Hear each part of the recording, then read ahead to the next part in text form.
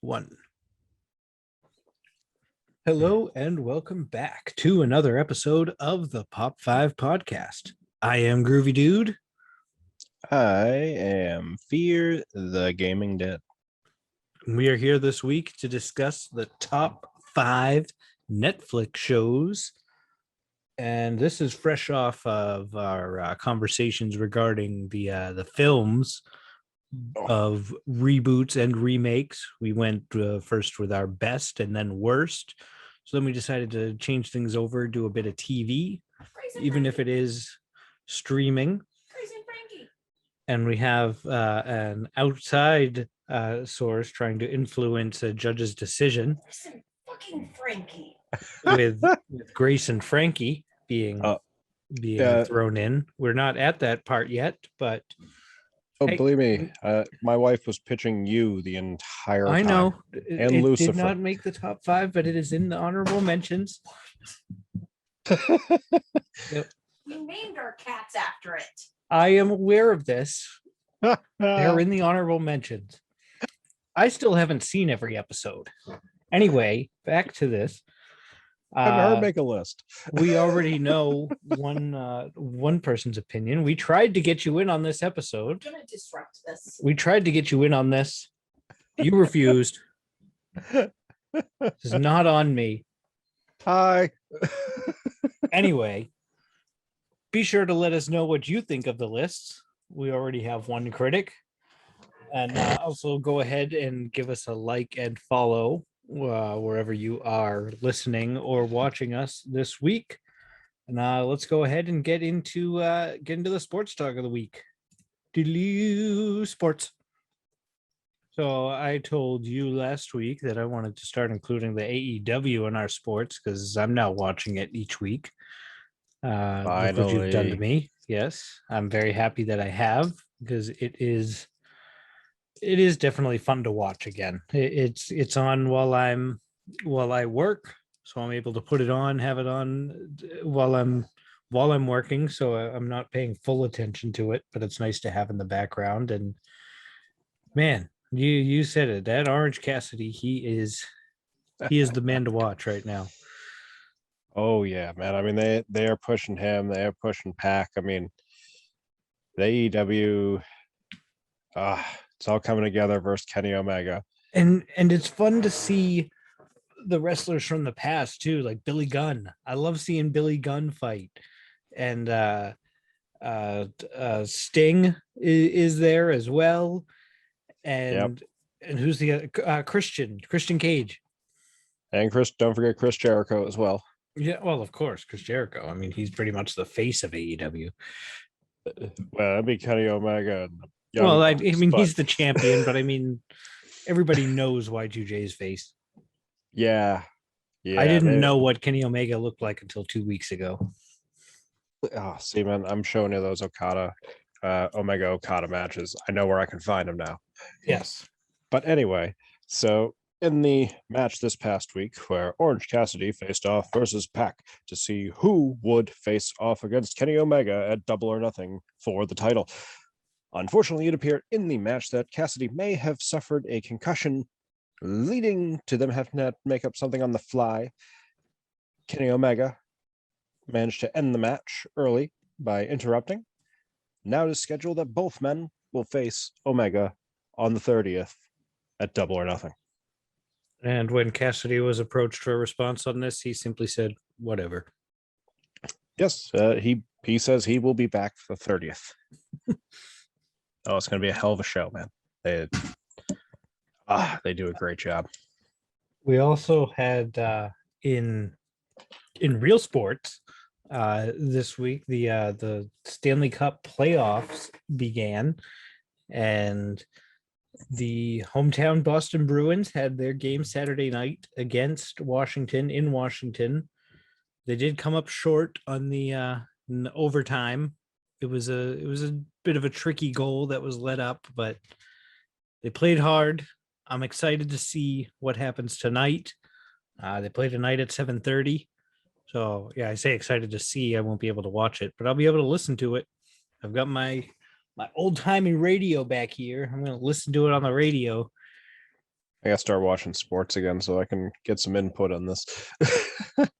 The big thing that happened in that game was they were down 1-0 in the first.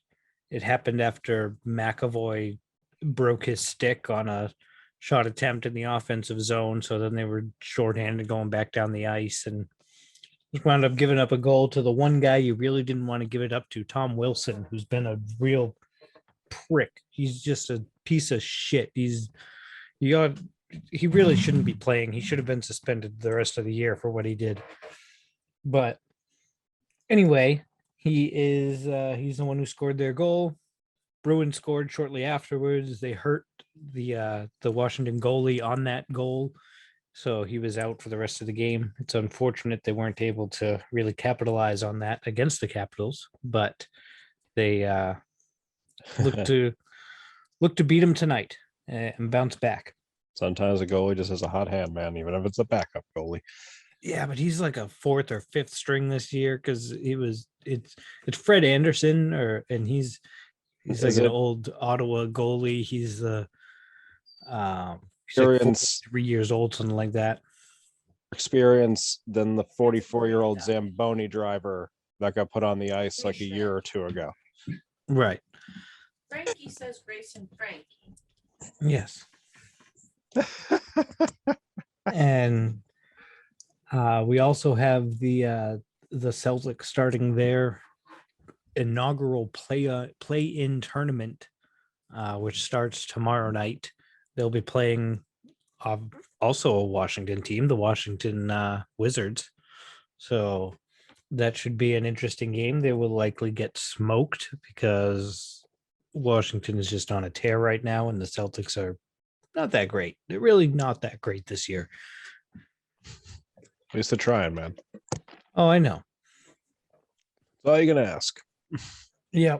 And of course, we have the Red Sox still in first place, best record in baseball. They just took 2 out of 3 against the Angels. The one game they lost. Surprise, surprise. Shohei Ohtani hit the game-winning home run in the 9th inning. It was so fluky because they had 2 outs quickly, and then Trout was up. Trout's in the middle of his 0 for 19. He's not getting anything, and then this blue pit just plops over into the outfields because of course they're playing no extra base hits, so the outfielders are all pretty much with their backs to the walls, and this just drops right in over the infield, and then the next batter, boom, home run, win by 1. It's one of those, baseball.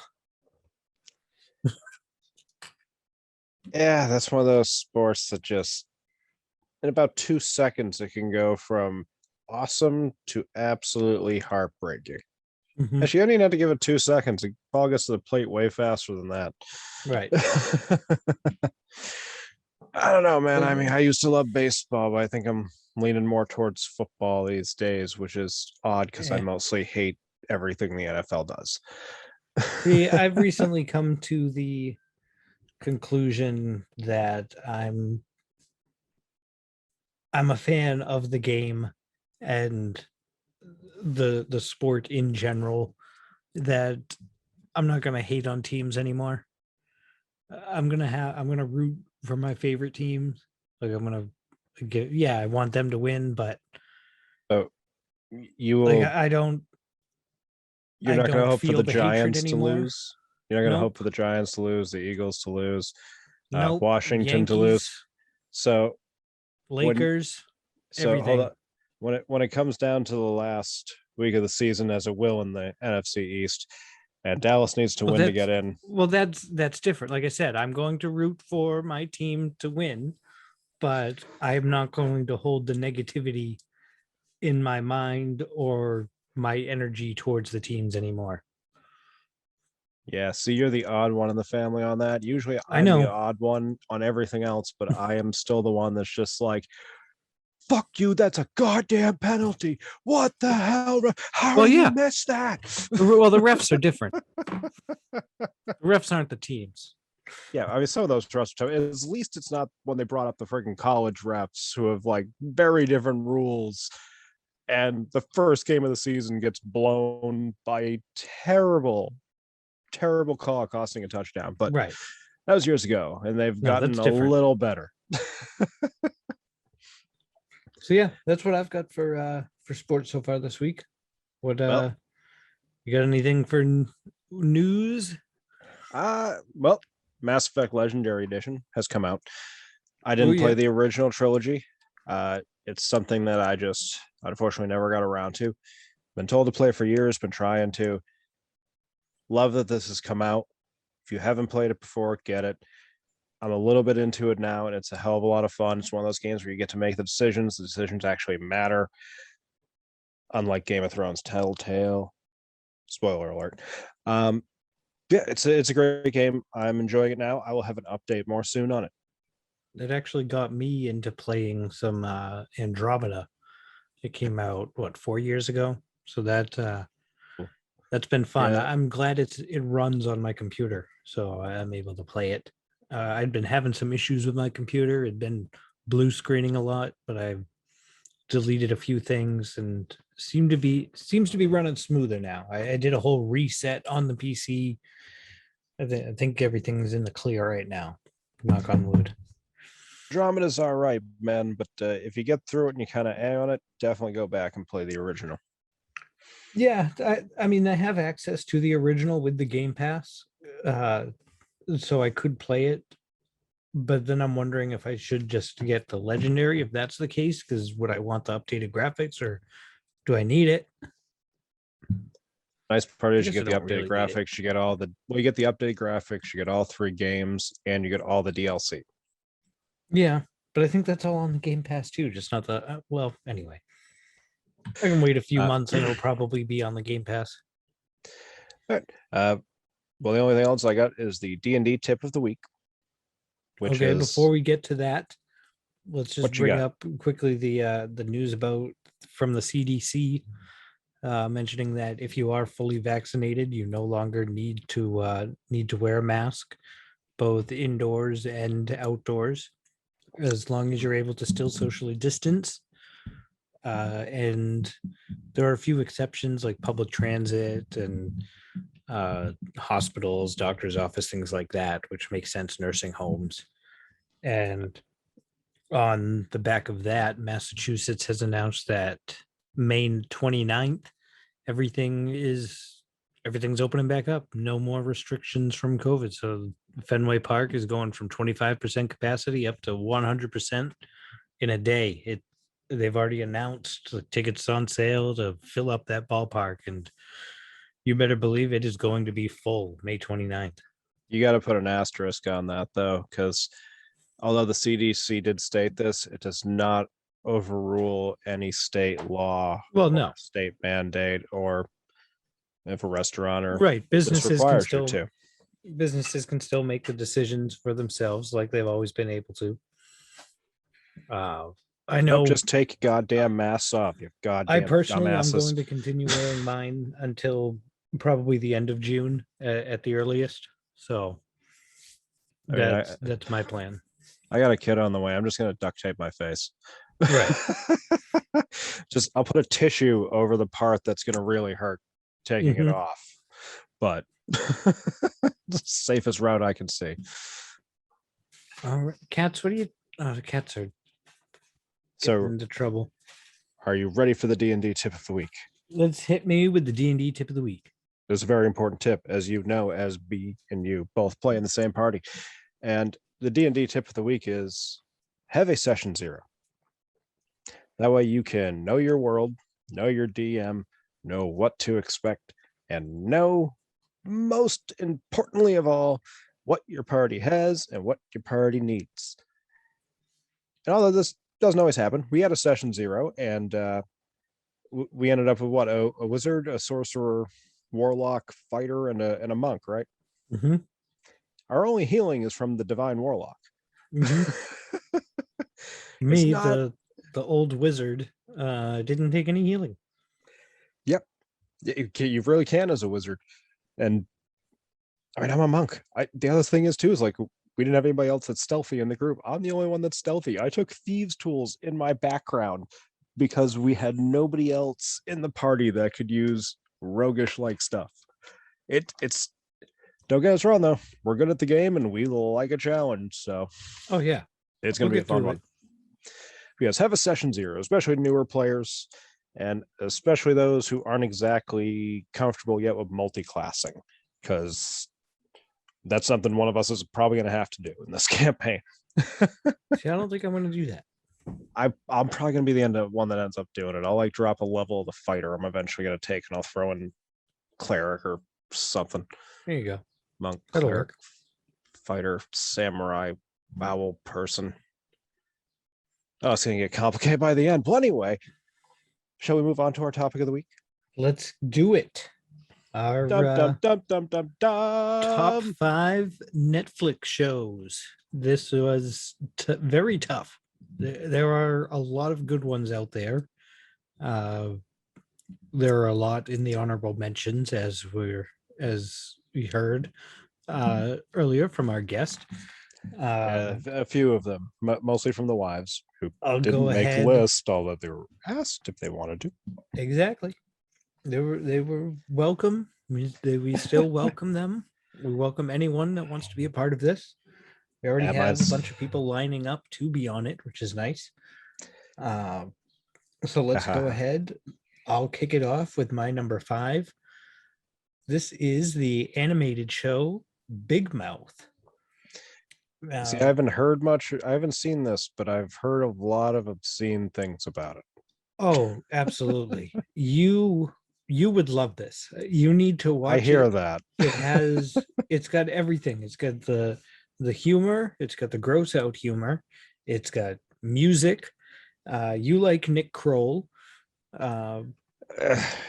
And he plays a lot of weird roles. I loved him in the league. I've been a little on and off with him since. Well, he basically voices like, I don't know, like 17 different people on the show. It's ridiculous. So he's the show's Hank Azaria. Well, plus he also everybody on the show does multiple voices. It was created by Nick Kroll and Andrew Goldberg and Jennifer Flackett. I believe Andrew Goldberg also did the was it the Goldbergs on ABC? Oh yeah, a very good comedy if you haven't seen it. So you can trust he makes good stuff. Yeah. And yeah, it's loosely based on like Nick Kroll's life growing up. This is it's a coming of age tale, right? Like coming of age, coming they're in middle CUM school of age tale. Yep, exactly. They have hormone monsters, and they also who's it? Jason Mantzoukas is in it, and you just know when he's involved, it's going to get crazy. Oh, good God. I can't recommend it enough. Maya Rudolph. Let me just quickly go through. It's Nick Kroll, John Mulaney, Jesse Klein, Jason Mantzoukas, Fred Armisen, Maya Rudolph, Jordan Peele, Jenny Slate, Andrew Rannells, Richard Kind. It's June Diane Raphael and Paul Scheer. They're also in it. It's not surprised Paul Scheer is in it. Don't watch it with kids, obviously. The animation will make you think, oh, all right. No. Rated M for mature. Very, very, very. All right. So ever remembers video game ads with that? What do you got? My number 5 is the reality competition show, The Circle, where contestants are isolated in their own apartments and are only able to communicate via text message set up via their TVs. And basically, they get asked questions every so often. They get to open up private chats with one another or group chats. And it basically becomes down to, at the end of like each, I believe it's week or day or so, whoever gets the lowest rating gets blocked. Now, the show gets interesting once people start trying to eliminate those that they think is more of a threat. Mhm. And then it's also wicked entertaining because you see so many of these people that like, because a bunch of them this season were catfishes. There was a few in the first one, but a bunch in this one. One even came in as a catfish of Lance Bass in this one. Hold So- on. Uh-huh. As absurd as that sounds, she has been his assistant. It was his assistant, Uh-huh. and she has been working for him for 19 years. So it is somebody that she obviously had his approval Right. on it. He actually appeared on the show or via video. So she had full approval of it. But it was so funny to see like half the people be like, that can't be him. Or like, let's say a third, like, that can't be him. The other one's like, oh my God. And then there's like these young people like, who's Lance? And it's like, Mhm. I feel so old. Oh yeah, we'll get used to that. But yeah, it's just really funny to see like people that are like, they think this cat, person that's like, oh, this girl is so sweet. It's a dude on the other side, or oh, this dude's awesome. It's a chick, and it's like playing her boyfriend, or the guy's playing his girlfriend. And it's just so funny to see because you'll see people turn on legitimate people just because they seem too good to be true. And there's a lot of curveballs. It's a very entertaining show, especially if you like reality competitions. Reality TV, it just never really done it for me. I understand the people that like it, but See, it's not for me. I've been friggin', I don't know. I've been pushed into it by my wife, but yeah, this thing's been compared to Big Brother Catfish with a little bit of the Black Mirror episode Nosedive from like the concept of ratings and shit. Mhm. That's my number 5. All right. Check it out. It's funny. What's your number 4? My number 4 is the Bill Burr comedy F is for Family. Oh, that's why I Which- haven't watched it. Okay. Oh no, you need to see this show because F is not for family. F is more for fuck. Oh yeah, but it's Bill. I'm not the biggest Bill Burr fan. Oh, dude, I love him. From Mandalorian to, I mean, I like his comedy, but Mandalorian, amazing. This show, funny as fuck. He plays the father. He has 2 sons and a daughter. One of the sons is played by Justin Long. The wife is played by Laura Dern. Sam Rockwell's in it. There's a few good fucking voices in the show, and it's basically like it's set in it's like set in the 70s, 80s. Guy works at an airline, goes through all those kind of problems, union issues, and stuff like that, and it's about this angry dude that just basically like why aren't you doing something? Like his kid wants to be a musician, why aren't you in the army? But like it's just one of those really funny comedies where it has spawned one of my favorite quotable lines. I'll put you through that fucking wall. Which I have used a lot, and having recently started the Dark Elf trilogy written by R.A. Salvatore, there's been a few times with Wolfgar that line has come up. Yeah. He put the man through the wall. Yes.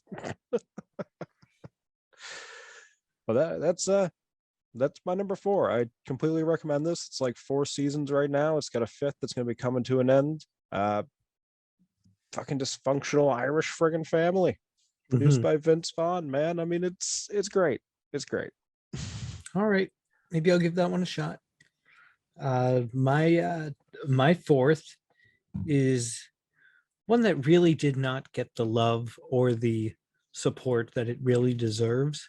I guess it's only 1 season. I thought it was 2, but I guess they just combined the 2 seasons into one. I was gonna say I thought there was 2. Oh, I think they did them in parts, technically, like the ranch. Yeah, oh, I forgot guess about so. the ranch. Oh, well. there you go. Yeah, the lot it's said is it just too many. decided. But this is my number 4 is Disjointed. So this was Kathy Bates. She starred as the owner of a marijuana dispensary in California, and it was just full of that stoner comedy that you love. It also had heart with the what's his name, the security guard who was a army or war veteran. If anything, man, he was the one person in the shop, and yet that didn't smoke. Right. But that dude stole the show. Like everybody else was amazing, but that dude, oh my god, he was fucking funny. Like He would have these like very vivid, like almost acid flashbacks. They were like PTSD moments where something would trigger him and he'd be thrown back into something that happened to him either during the war or before that, because he didn't have the best life, but he definitely found a new home with the people there. Everybody there cared for him. uh Kathy Bates ran the shop with her son, and the who was the grower that they found from a commune? He was this oh my god, typical yeah. long-haired hippie dude. He grew up on a commune and Well, went there's quotations around commune is kind of, you know, hinted at in the show. right. Well, this was also the first time, like my first introduction to Chris Red with Dank and Dabby. Oh my And god. I hated them to begin with. I really did, but they Oh, grew on me. dude, And you hated them. I was dying laughing. I first met Gabby on Superstore, and she mhm. was great in that. So like as soon as she popped up and I'm like looking at the guy and I'm like, I'm pretty sure I'd seen him on something else, just like, oh, what the hell's about to happen? And I'm I so never happy stopped that laughing. I'm so happy that he's on SNL now, because he makes me laugh every time I see him. Oh, he's great. So yeah, if you like weed, like laughing, give it a watch. It's an underrated comedy that has a lot of laughs and a lot of it's a lot of A lot of surprising heart. heart with it. Yeah, it's a well done show that did not get enough attention. So yeah, that's my number 4, and I'll go ahead and my number 3, another one that I feel did not get the praise and love that it deserves. Only 3 seasons and left on one of the worst cliffhangers a show could possibly be left on. This is the Santa Clarita Diet. This was with Drew Barrymore and Timothy Olyphant, and those two were as perfectly cast as two people could be. Timothy Olyphant, the, The the way things I he would do to that smiles, man. the way he smiles in this show is simultaneously the most goofy and most heartwarming smile.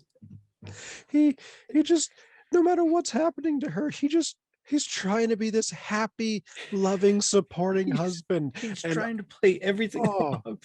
What happens is, I mean, in the beginning, Drew Barrymore winds up eating this, like something that's tainted, and yeah, it's some setup where there's like a tainted thing that leads people to become like living zombies. Like right, they're still themselves, but they're decomposing.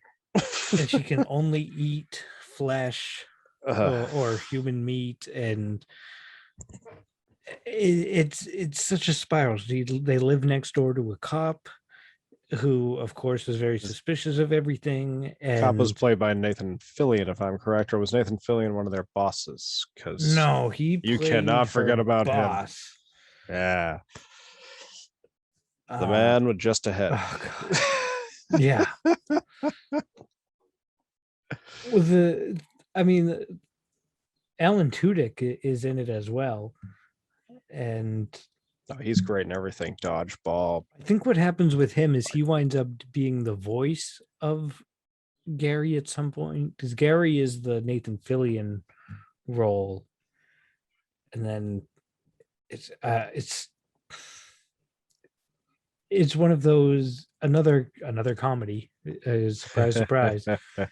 I definitely, my last 2 aren't comedies though, so we can, not everything is, but this one, the way I can't stress enough how much they need a wrap up episode or something, because the way they leave this, it deserves to finish its story. I agree with you on that, but there are definitely shows that Netflix should pick up first. One being Terra Nova, an amazing Fox show that was only canceled due to a bad budget, and Firefly. Yeah. But yes, no, that is a show that absolutely needs to get some kind of resolution.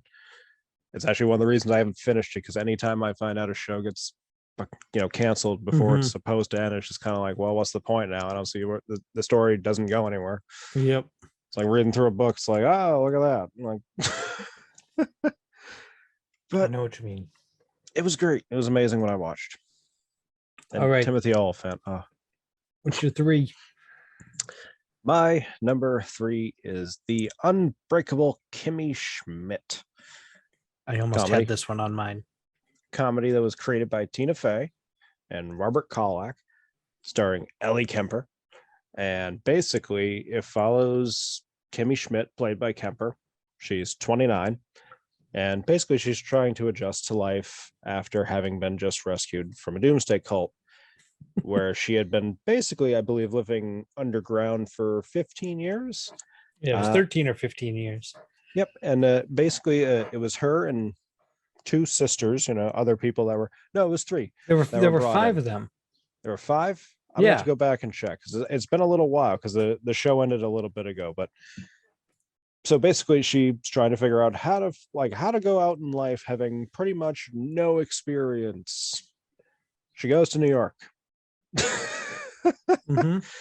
Obviously, that city will eat anybody alive, but luckily she comes across a friendly roommate who only semi takes advantage of her. A man he's played by Titus Burgess, and in the show goes by Titus Andromedon, the actor who could have been in the Spider-Man, but Brilliant. Oh, he's amazing. These are the Spider-Man. But this is just one of those, I don't know, it's just one of those comedies that like every moment is hilarious, because Ellie Kemper is just so good at playing like that role of just like the completely innocent, unknowing, like it's almost a continuation from The Office. Her Erin character is almost exactly the same. Hey man, sometimes shows do that. Oh, I know. Clone Wars, Bad Batch, Clone Wars season 8. All right, sir, what is your number 2? Oh, what's your number 2? All right, my number 2 will be next. My number 2 has to deal with murder, mayhem, and madness. Tiger King. I mean, it might have just been the fact that we were all locked up in quarantine and this just happened to hit at the right time, or it might just been the fact that this story was so goddamn outrageous that you honestly couldn't have believed it without the friggin' footage that they actually had. Like, holy crap. Dude sells big cats, because obviously in this country there's not a lot of laws that prevent people from owning big cats, and it's a big money business. He owned a small $2,000 little zoo. and you can get one. Yeah, something like that. Yeah, he owned a small little zoo, and basically over that time, the zoo kind of went down. He's trying to, basically he got into a fight with a woman named Carol Baskins, and she's bitch. she's a cat conservativist. And there's a backstory there with her. You should check it out. I really hope there's a documentary one day, because there might be some shit there. You guys decide by watching it. But so anyway, she basically tries to like take down his zoo. Everything goes to friggin' hell for him, and like he's having a hard time. I mean, he's got two husbands. He's dealing with meth issues, and eventually, like a last attempt, he starts a murder for hire plot. Now, I mean, I've seen train wrecks. Supposedly. Supposedly.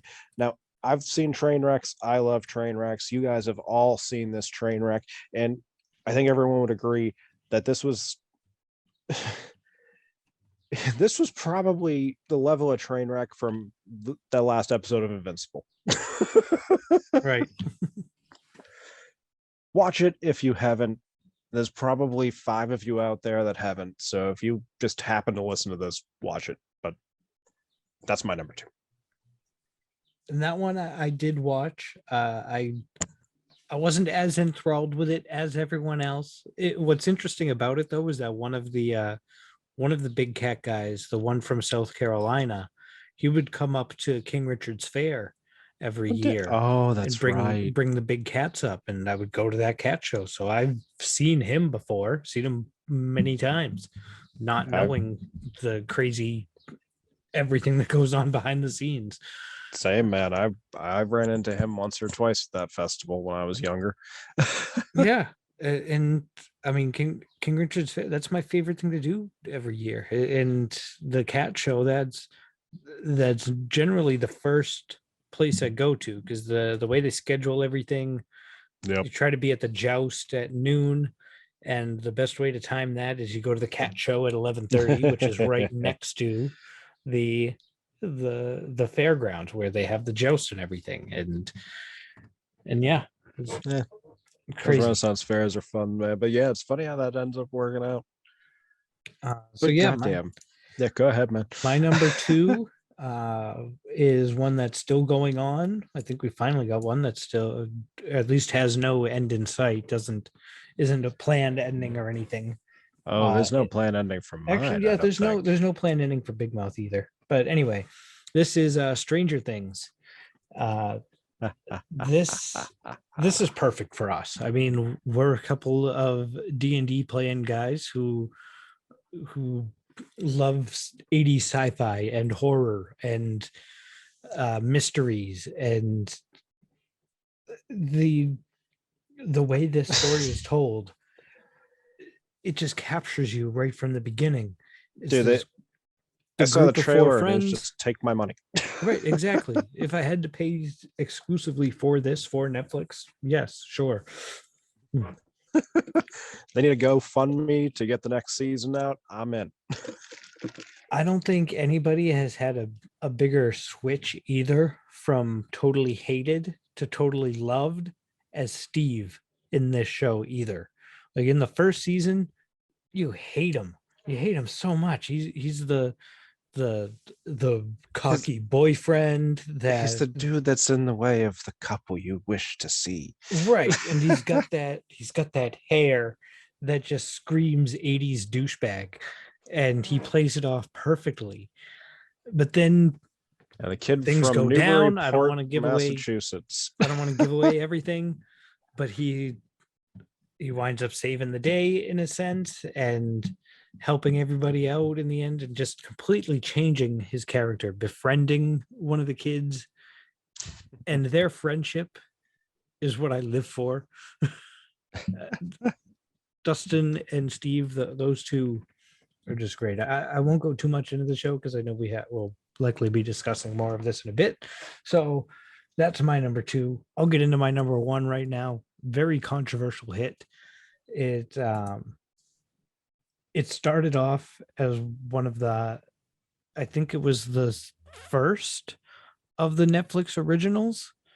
Yeah, it came out along with shows like Hemlock Grove, which I would put on my honorable mentions. Yeah, I mean, this was back in 2013. It was a remake of a BBC or a UK hit, of course.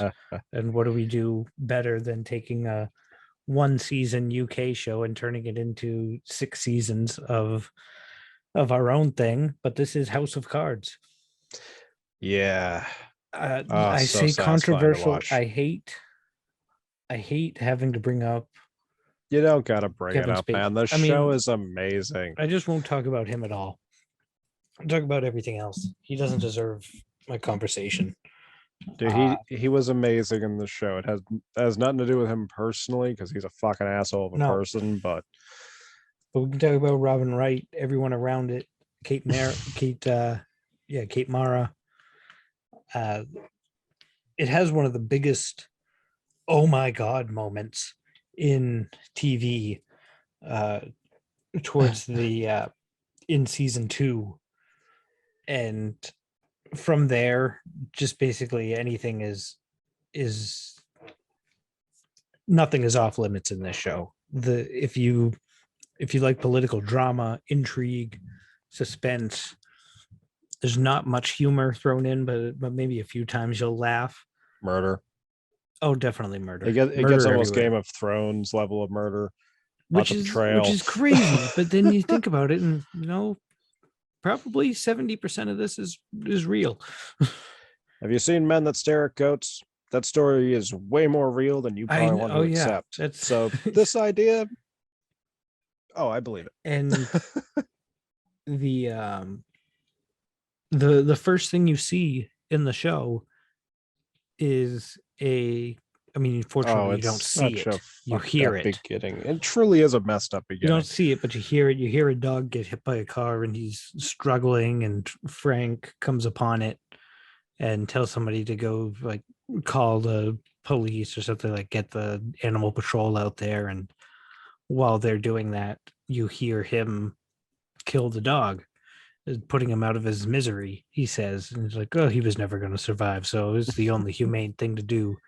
And that just, from there, you know exactly what kind of person he is, and he never lets up. Sometimes you need somebody like that in politics. Yeah. Not so much the killing a dog part. I do not advocate that at all. Right, I no. am totally for. I don't care how hurt it is. At least try to get Nope. it somewhere to get a medical opinion if Mhm. if there's any chance. But you need a cutthroat fucking politician sometimes. Oh yeah. All right, so let's get to your number one, as slightly alluded to. Dun, dun, dun, dun, dun, dun, Stranger Things. Yes. Which we've already touched about this a little bit. One of my favorite parts of this show, though, is a lot of the creatures and a lot of the things in it are obviously like compared to D&D monsters and so on and so forth. And one of the reasons I love that so much is that's because it's coming from the kids' point of views. Mhm. So you get that feeling because you see it kind of like you get the feeling of like the shots of like being the kids kind of being more helpless, be it trying, and you get the adults. And I mean, for what is supposed to be kind of like a homage to so many different horror movies, horror shows. Oh, this one will keep you guessing. This one, oh, it's so creepy, so suspenseful. I am a huge fan of suspense And and heartbreaking. yes, heartbreaking, definitely. And oh, the monsters that they put into this show, like the adversaries they face. Oh, the Demogorgon. Yes, and like the unknown. That's a huge thing in this is the Demodogs. unknown. Oh. And then of course you have 11, who that's another thing that's going to be touching on, I guess, in the new season is basically child taken by the government, Mhm. forced to try to go through psionic training, so on and so forth, only to eventually escape. And of course, she escapes from the facility that is within the town that all this happens. Lots of government cover-ups and conspiracies. Oh, it's so goddamn good. Like, if you And like suspense, you like anything, you're gonna like this show. how about the cameos we keep getting from like the old stars, like having Sean Astin in season 2. Was it season 2? Yeah, he was in season 2. No, yes, season 2, yes. Paul Reiser, obviously, and then we've got Oh god, Matthew Paul Modine. Reiser. Yes, they definitely did bring back some of the 80s biggest fucking actors, or not even so much the biggest, but the ones that are, I mean, obviously Sean Astin is big, but you know, Paul Reiser is usually kind of like the more side character, and it's just he's one of those people everyone recognizes the face of. Who's the big name in this season that they announced? Is it Busey? I don't actually. I do not know. I can't I remember would who not they be. announced. Let's see if I can find that out. Yeah, I got time to quickly check that out. Yeah, I don't know, but no, I the casting in it is great. Finn Wolfhard is the star in the making. I think he's gonna really be something special. He's a musician as well, so I like that he's got his kind of his head on right. Millie Bobby Brown, she's got great talent. Let's see, she was just in the Godzilla versus Kong remake. That it was okay. It Yeah, was like- pretty good. I liked her in the one before that. Yeah, I mean, she's always great. Don't get me wrong, but I just like the role she played in the one before that. right. So- So yeah, that's those are our top 5. Let us know what you think, and let's figure out what we're gonna talk about next week. Well, roll that good D6 there, sir, and I shall pull up the scroll of possibility. It's here somewhere. Hold on, I'm scrolling on my phone. Oh, right. What is going to be replacing? As on, I have my my list here. The scroll best Netflix, What are the other? best toys of the '90s, best Disney villains, best donuts, best U.S. states. Why not? Let's throw that one in there. Best What? D&D monsters. No, I don't know not- which one. What do you want to pick? Best. That's got nothing to do with pop culture. We got to add more to this list. Throw in best D&D monsters. No, that's too niche. We had the Actually, you have the technically, Tarantino characters. yes, that is on the list. Okay. Summer foods. Yep. The only thing that's technically not left on the list is Disney villains. So we're gonna have to throw that one on the list for now, and I will make sure to make a new list for next time. All I thought we still had 4 left. the then the top Pokemon. Oh, that's on there. Hmm? That's on there. You didn't list that. You were just mentioning the 6 for the dice, and you didn't mention that. No, it's on there. You got best foods at number 1, best Pokemon 2, Disney villains 3, toys of the '90s 4, Tarantino characters 5, and Simpsons episode 6. All right, so there we go. So we're rolling the die. It's a Is it a hanger? stop 2. That is best Pokemon. All right, there we go. We're We gonna are have to get on it. This might become a special Tuesday episode. Well, I don't, maybe not Tuesday, but we're gonna try to get some guests in on this one, because I definitely know at least 2 people that will want to be on this. Yeah, oh yeah. Gotta make sure to tell them to make their list. All right, so there we have it. A quick review of what my 5 were. My top 5 were Big Mouth. Oh, I switched over to Unbreakable. Yeah. Disjointed, Santa Clarita Diet, Stranger Things, and House of Cards.